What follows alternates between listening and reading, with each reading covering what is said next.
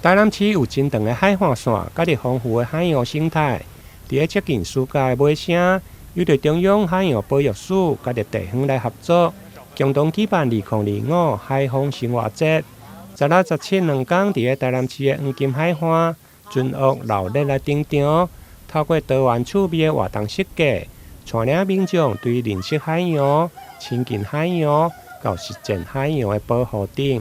这边我们是海风生活节，其实在黄金海岸很棒的地方啊。今天天气也很好，有点风，那我们希望说各位大朋友小朋友大家一起享受海风的吹拂，来到黄金海岸。很重要的这个开心是很开心，但是还是要注意守护我们的海洋。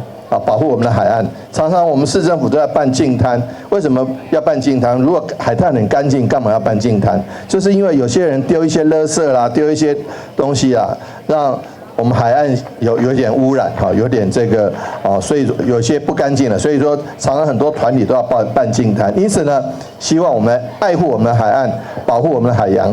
今年海风生活节活动内容丰富多元，伫环境教育的部分。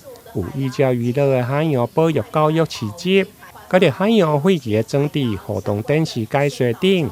另外，还有丰富的艺文活动，包括文创市集、海洋守护创意工坊的 DIY、影视产品实做的体验等。